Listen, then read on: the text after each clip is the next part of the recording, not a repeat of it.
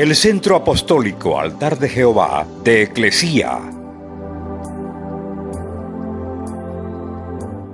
presenta lo mejor del trigo. Conduce Lourdes Bravo de Villar.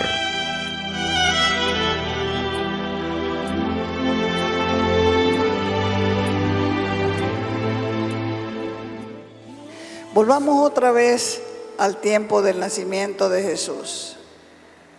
Nadie en aquel tiempo se dio cuenta de que había una relación directa entre la obligación de empadronarse y el nacimiento del Mesías. La relación prácticamente era invisible. Para poder reconocerla se necesitaba una visión profética. Cuando presentaron a Jesús en el templo a los 8 días de nacido, había un hombre llamado Simeón que estaba en el templo ese día y él mismo había tenido una visión profética clara acerca del Mesías. Así que cuando la mamá María se acercó con el niño, él miró al cielo y dijo, lo que está en Lucas capítulo 2, verso 25 adelante. Ahora, Señor, dice, despides a tu siervo en paz, conforme a tu palabra, porque han visto mis ojos tu salvación. O sea que Dios le había dicho a Simeón, que era un anciano, le había dicho, no vas a morir hasta que vean tus ojos la salvación de Israel. Dios está haciendo tronar su trompeta para que todos se involucren para la segunda venida de nuestro Salvador Jesucristo. En el primer nacimiento, José y María estaban involucrados. María llevaba en su vientre al Salvador. José era el padre sustituto responsable de su protección. Hoy la novia, la iglesia también tiene que estar involucrada para la segunda venida, porque es la iglesia, la novia, la responsable de esperar al novio con su lámpara llena de aceite, que es el tipo del Espíritu Santo. La novia es la iglesia, la novia tiene que estar preparada, la novia tiene que estar llena del Espíritu de Dios, la novia tiene que anunciar que Cristo viene, la novia no puede callarse, la novia tiene que testificar. En María y José podemos ver un cuadro profético. Ellos vivían en Nazaret, porque José era carpintero de profesión y María estaba en el último mes de embarazo. Humanamente hablando, ellos estaban preparados porque antes no habían baby shower, no tenían que hacer fiesta para recibir regalos. Los padres iban juntando las cosas poco a poco. Y en la antigüedad también era así, poco a poco iba listando los pañales, la fajita, todo lo que iba a usar el bebé en su nacimiento. José quizás había hecho la cunita, María había cosido los pañales, había tejido sus chambritas, la partera también estaba hablada, porque no había maternidad, no habían otros médicos, eran las parteras las que entendían.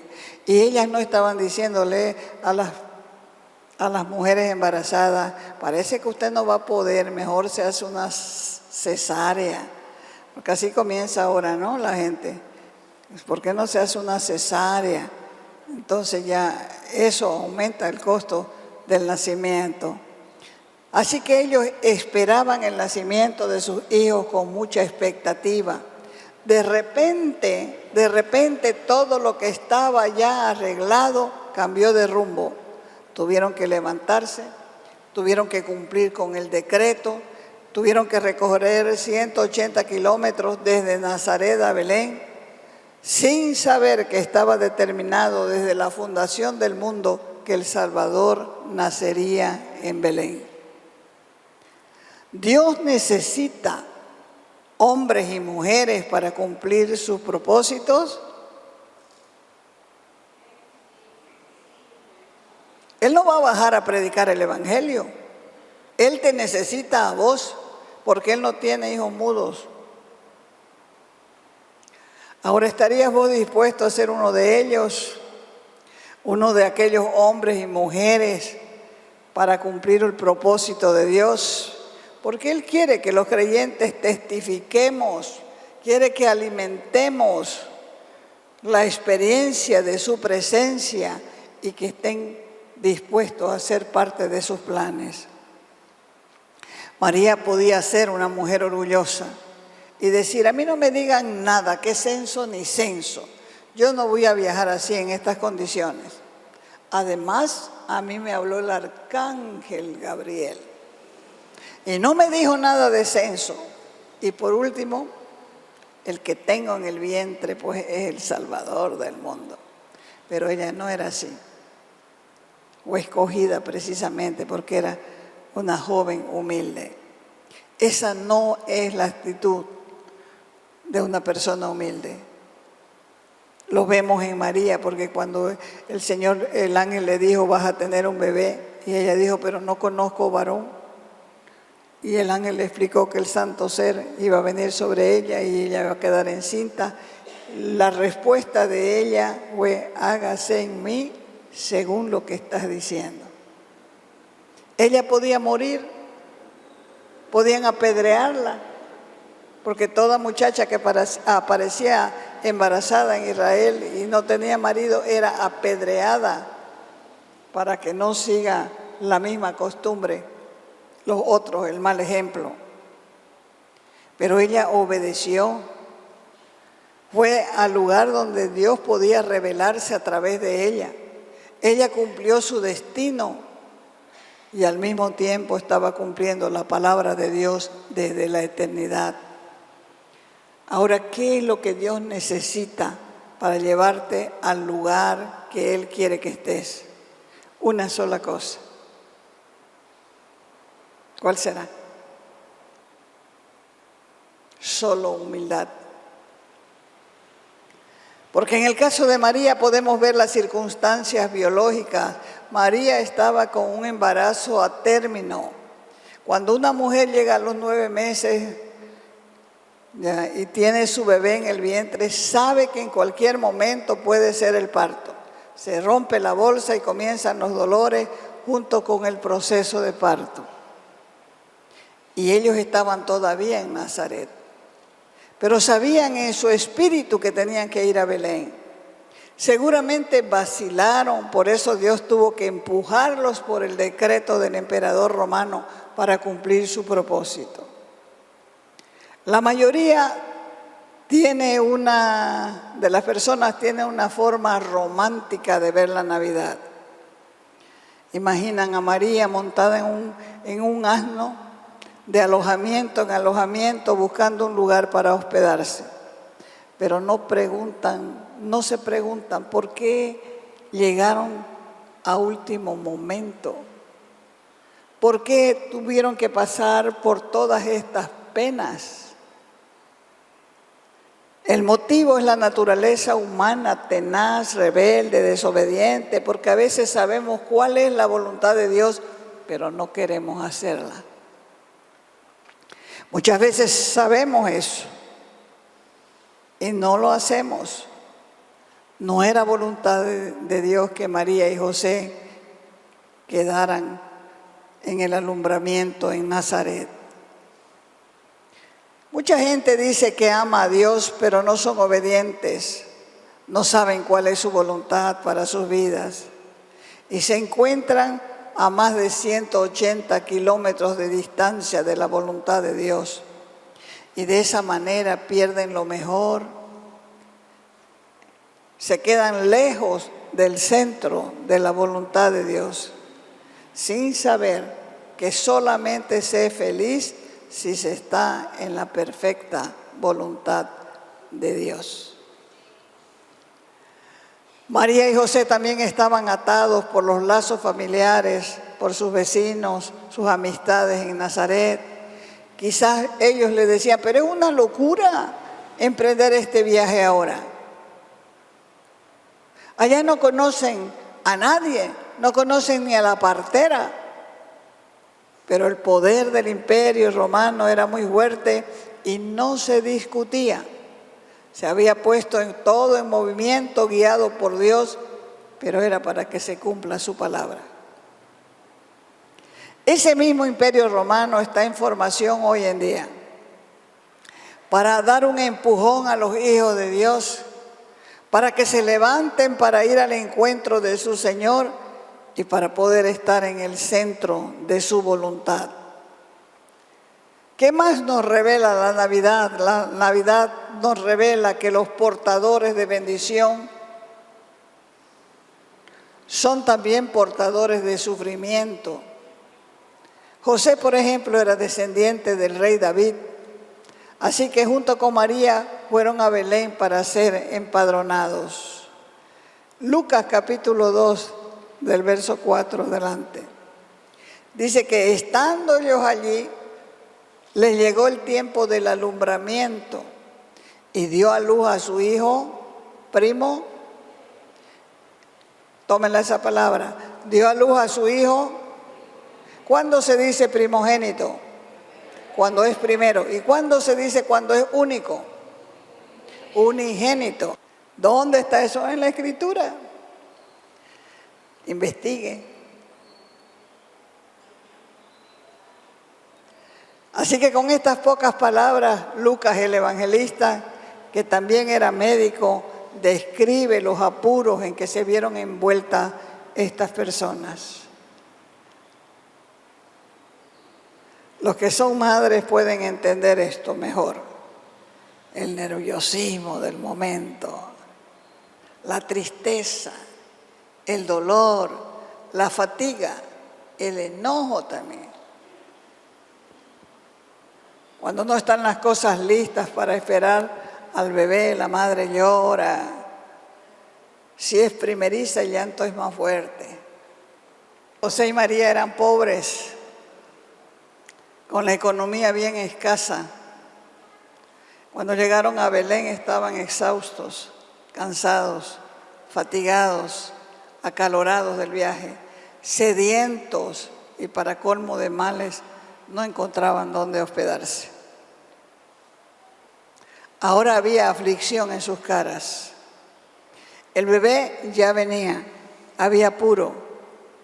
Y cuando estuvieron en esa condición, se encontraron recién en el centro de la voluntad de Dios. Y como dijo Pablo, Jesús se hizo pobre para que nosotros con su pobreza fuésemos enriquecidos. De esa manera Jesús nació. Dios mismo vino en Cristo a habitar en medio de su pueblo, mientras se cumplían las palabras, Emmanuel, Dios con nosotros. Lo mismo sucede en la vida del cristiano.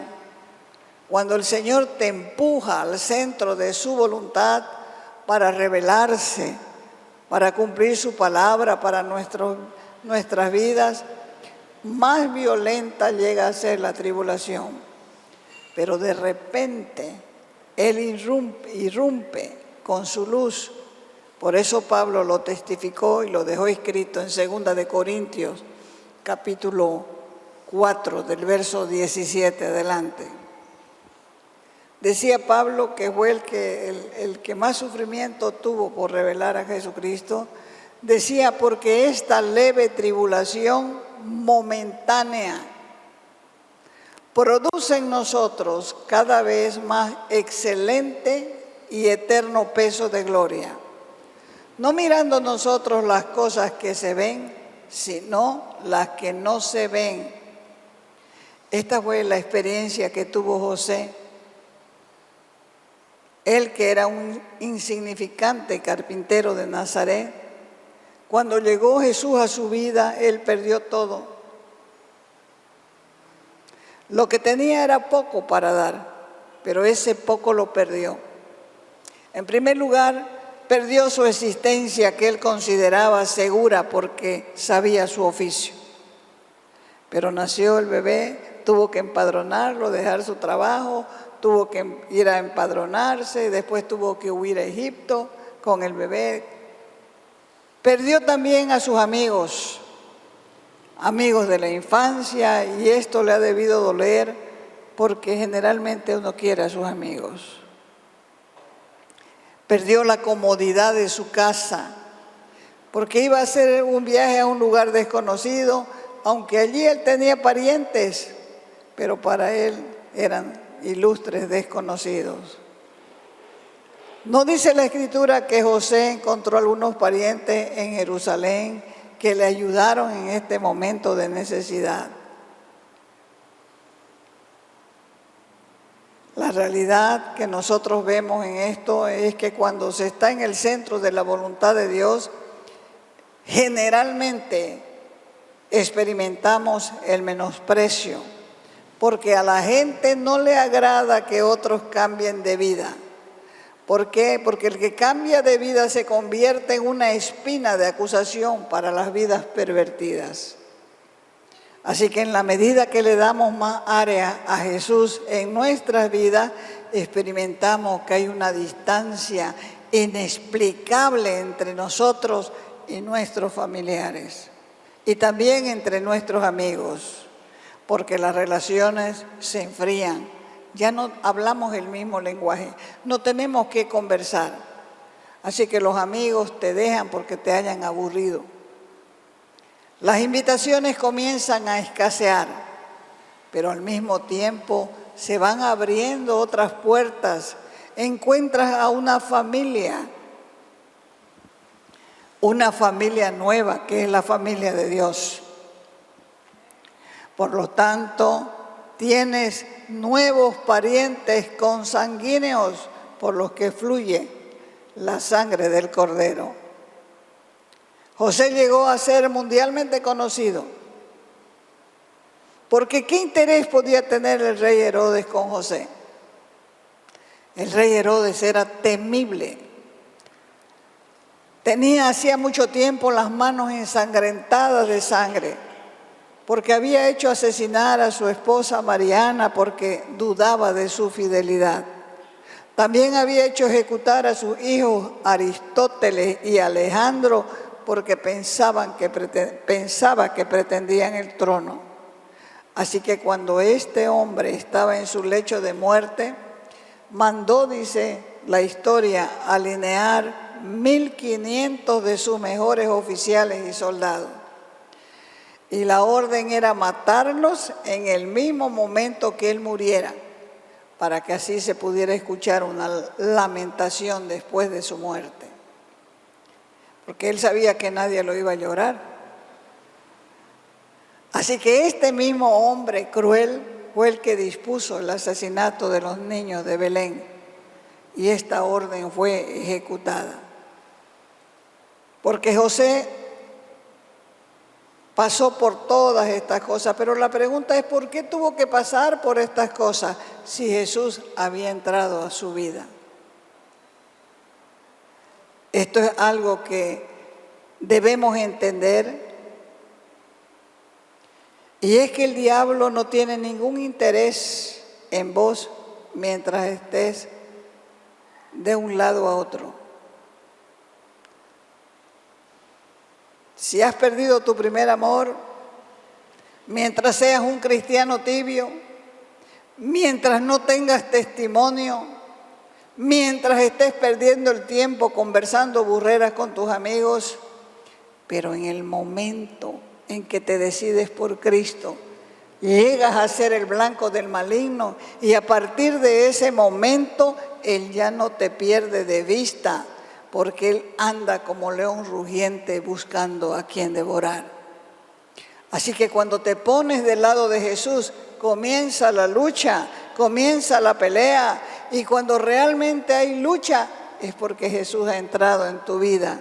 José lo experimentó y fue ricamente recompensado. Así que no te asustes, no te asombres. La gente siempre huye de la santidad, la ignora, la odia, porque es más fácil vivir en el mismo ritmo que uno ha vivido toda su vida. Pero cuando uno se alinea a la voluntad de Dios, la gente te desprecia, la gente se enoja con vos sin motivo. La gente habla para vos porque no logra entender lo que significa la santidad en las vidas. La Navidad nos revela el misterio de la fe y el por qué no conocemos la hora del nacimiento de Jesús. Y contrariamente a lo que los hombres entienden por Navidad y han hecho de ellas, ¿qué es lo que el hombre ha hecho de la Navidad? Comida, chancho, pollo, pavo, pato, champán, vino, ron, cerveza, cohetes, regalos, aguinaldos malgastados, sueldos vendidos, árboles y luces, peleas, pleitos, descontentos, reclamos. Pero a pesar de todo eso, Satanás no ha podido impedir que la humanidad entera recuerde el nacimiento del Salvador, pero sí ha quitado el verdadero sentido de la celebración.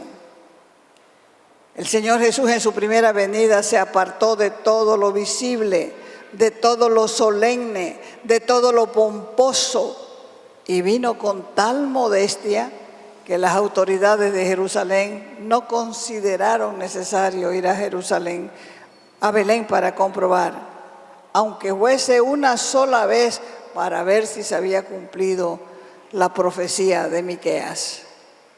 Sabían los sacerdotes que estaba escrito, pero no le prestaron atención al acontecimiento, porque cuando llegaron los magos o los reyes de Oriente, ellos preguntaban dónde había nacido el Salvador, pero nadie les podía decir. Así que se fueron a Herodes a preguntarle. Herodes llamó a los sacerdotes y les dijo dónde habría de nacer el Mesías, y ellos no dijeron vamos a estudiar, vamos a mirar nada, directamente dijeron en Belén Efrata, porque así está escrito por los profetas.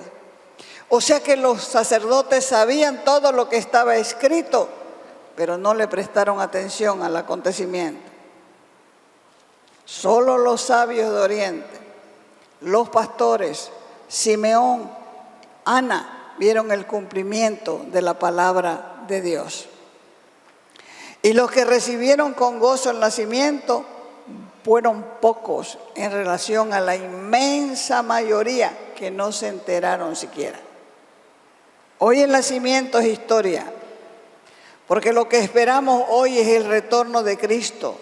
No nos dejemos impresionar, no nos dejemos engañar, no dejemos que la novia se distraiga, porque la novia tiene que estar preparada. La novia necesita santidad, la novia necesita fe. Por eso está escrito en Lucas 18:8, cuando venga el Señor, ¿hallará fe en la tierra?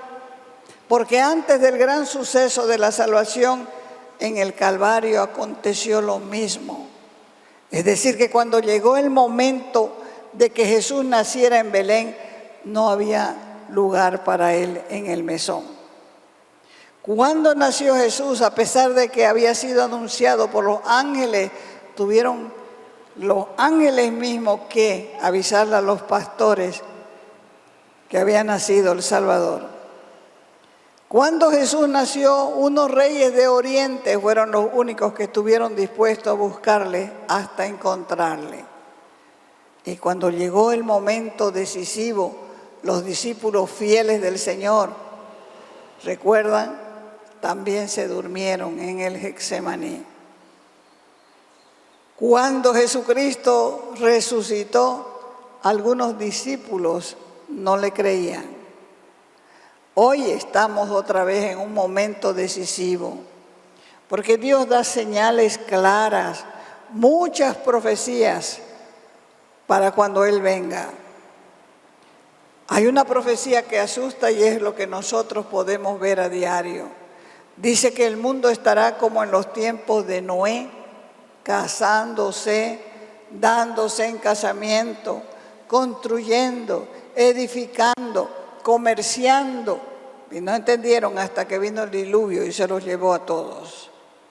Hoy vemos gente tan indiferente a la fe gente que niega la eficacia de la palabra. Por eso es que hoy quiero hacerte una pregunta personal. ¿Quieres entrar al centro de la voluntad de Dios? ¿Quieres entender el verdadero mensaje de la Navidad? Porque no fue en vano que nació Jesús en un establo. Un establo es un lugar sucio. Un establo es un lugar donde metían los animales de noche para que sean resguardados. Por lo tanto, el establo tenía excremento, tenía orine, estaba sucio, tenía mal olor. Y es porque Dios quiere mostrar con esto que Jesús nace en el corazón humano. Donde el corazón humano es otro lugar de suciedad. El corazón humano es otro lugar de mal olor. Y eso es lo que quiere mostrar a través de este nacimiento, que Él no se asombra y dice, ay, no voy a entrar aquí porque está muy hediondo. No, Él entra porque en nuestros corazones hay suciedad, en nuestros corazones hay mugre, en nuestros corazones hay basura, pero Él no se mezquina. Si el corazón se abre para recibirlo, Él entra y no se tapa la nariz para entrar. Porque lo que Él hace es llamarnos para limpiarnos. Y como dice su palabra, no tengas temor al rechazo. Porque Él dijo en la Escritura, el que a mí viene, yo no le echo fuera. No digas, pero es que soy un pecador, no me va a aceptar el Señor Jesús. El Señor Jesús dijo, yo no he venido por los justos, sino por los pecadores.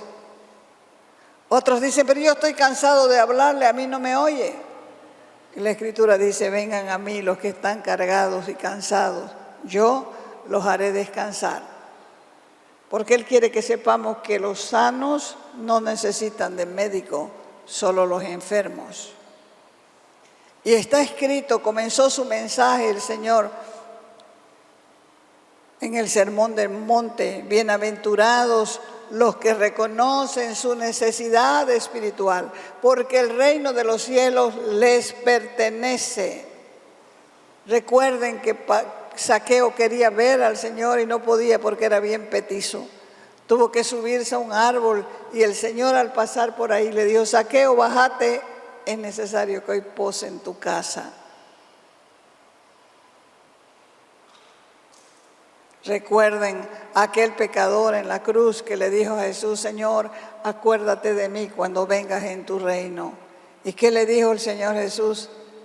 Hoy estarás conmigo en el paraíso. Recuerden al leproso que le dijo al Señor, si quieres puedes limpiarme. Y el Señor lo tocó al leproso, que estaba prohibido, lo tocó al leproso y le dijo, sí quiero. Por eso es que Jesús nació en aquel establo. Por eso, para mostrarles que Él no rechaza a nadie, puede estar tu corazón sucio, podrido, maloliente. Igual, si vos le invitas, Él va a entrar, porque Él puede limpiarte. Cuando ese establo se transforma, solamente puede ser transformado por la presencia del Señor. Ese establo se convierte en un palacio real. ¿Por qué? Porque la Escritura dice que nuestro corazón, nuestra vida es templo del Espíritu Santo de Dios. Además, el Señor hace nuevas todas las cosas. Él quiere purificarnos del pecado de haberle ofendido. Quiere purificarnos con la sangre para que podamos decir con propiedad, gloria a Dios en las alturas y en la tierra, paz a los hombres de buena voluntad. ¿Quién puede decir eso? Solamente aquel que tiene el corazón perdonado. El que no vive pensando que Dios lo está acusando. El que no vive pensando que Dios lo está condenando. Porque Jesús no vino a condenar al mundo, porque el mundo ya estaba condenado. Vino a salvar el mundo. ¿Y cuál mundo? Nosotros. Nosotros. Entonces, ¿qué tenemos que imitar? Una sola cosa le dije. la humildad de María. Hágase en mí según tu palabra. Hágase en mí así como has dicho. No conozco varón, soy virgen, pero que se haga en mí lo que tú has dicho. La gente dice, ustedes odian a María, ¿cómo la vamos a odiar? Semejante ejemplo de humildad. Lo que no podemos hacer es adorarla. ¿Por qué no pueden adorarla? Porque Dios es uno y no da su gloria a nadie. Te invitamos a nuestras reuniones los días viernes y sábado a las 6 de la tarde. Los domingos a las 10 de la mañana y a las 6 de la tarde. Calle Nicolás Suárez, esquina Félix Pinto.